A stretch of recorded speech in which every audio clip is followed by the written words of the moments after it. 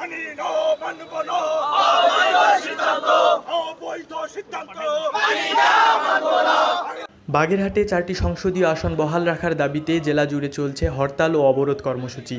বাগেরহাটে 4টি সংসদীয় আসন থেকে একটি আসন কমিয়ে 3টি আসন করে গত 4 সেপ্টেম্বর বাংলাদেশ নির্বাচন কমিশন সচিবালয় থেকে গ্যাজেট প্রকাশের পর থেকেই ক্ষোভে ফুঁসে উঠেছে বাগেরহাট জেলার সর্বস্তরের জনগণ। এ বিষয়ে গত 7 সেপ্টেম্বর বাগেরহাট জেলা সর্বদলীয় সম্মিলিত কমিটির উদ্যোগে বাগেরহাট প্রেস ক্লাবে একটি সংবাদ সম্মেলন করেন।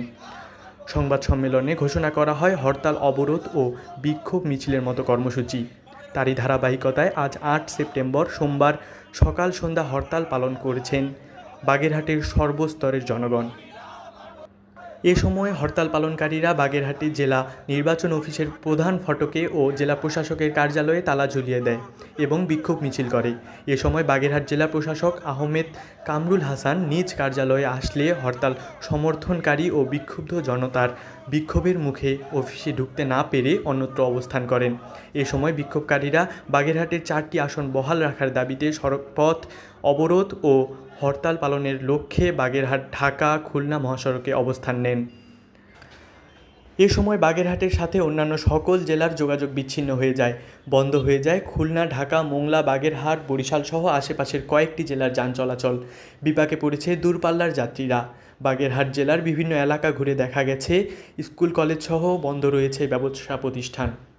হরতাল পালনকারী বাগেরহাট জেলা সর্বদলীয় সম্মিলিত কমিটির নেতারা বলেন, যতক্ষণ না বাগেরহাটের 4টি আসন পুনর্বহাল না করা হবে ততক্ষণ পর্যন্ত আমাদের কর্মসূচি চলবে। প্রয়োজনে এর চেয়েও কঠিন কর্মসূচি দিতে বাধ্য হব।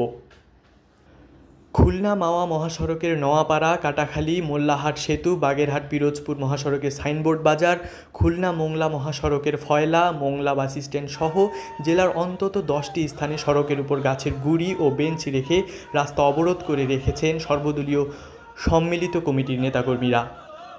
বাগেরহাট জেলা বিএনপির সাবেক সভাপতি ও সমন্বয়ক এম.এ. সালাম বলেন, আমরা আজ পুরো বাগেরহাটকে শাটডাউন করে দিয়েছি। আমাদের মংলা সমুদ্র বন্দর বন্ধ, জজকোর্ট বন্ধ, স্কুল কলেজ বন্ধ। আমরা হরতাল এবং অবরোধ পালন করছি। আজ বাগেরহাট জেলা কার্যত বাংলাদেশ থেকে বিচ্ছিন্ন। আমাদের ন্যায্য দাবি আদায় না হওয়া পর্যন্ত আমরা আন্দোলন চালিয়ে যাব। 1970 সালে বাগেরহাটে যে জনসংখ্যা ছিল আজ তা 4 গুণ বৃদ্ধি পেয়েছে। সেই হিসেবে আমাদের আরও আসন পাওয়া উচিত। কেবল 4টি আসন নয়, যুক্তিযুক্তভাবে আমাদের 5টি আসন দাবি করার অধিকার রয়েছে। বাগেরহাটে রয়েছে বাংলাদেশের দ্বিতীয় বৃহত্তম মোংলা সমুদ্র বন্দর। এখানে রয়েছে বিশ্ব ঐতিহ্যের 60 গম্বুজ মসজিদ। সারা দেশের 70% চিংড়ি উৎপাদিত হয় এই জেলায়। এত সম্ভাবনাময় একটি জেলাকে যদি তার ন্যায্য আসন ফিরিয়ে দেওয়া না হয় তবে এসব সম্পদ ও উৎপাদন একে একে বন্ধ হয়ে যাবে। আমাদের একটি আসনকে বাদ দিয়েছে, এর প্রতিবাদে সারা বাগেরহাটের মানুষ আজকে রক্তক্ষরণ হয়েছে। তার প্রতিবাদে আমরা আজকে নির্বাচন অফিসে তালা দিয়েছি, জেলা প্রশাসক অফিসে আমরা অবরোধ করেছি, বাগেরহাটে হরতাল রেখেছি। প্রয়োজনে আরো কঠোর কর্মসূচি দেওয়া হবে আমাদের দাবি না মানা পর্যন্ত। অবশ্যই নির্বাচন কমিশন এবং সরকার আমাদের বাগেরহাটের মানুষের কথা বিবেচনা করে এই দাবির প্রতি একত্র হয়, তারা আমাদের দাবি মেনে নেবে, অন্যথা আমাদের আন্দোলন চলবে ইনশাআল্লাহ।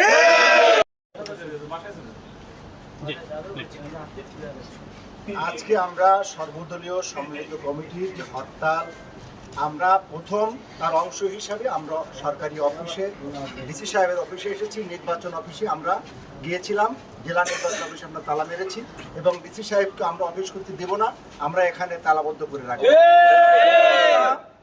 আমরা সাধারণ মানুষকে কষ্ট দিতে চাই না, আমাদের উদ্দেশ্য হচ্ছে আমাদের 4টি আসন ফেরত দিতে হবে। বাগেরহাটের পর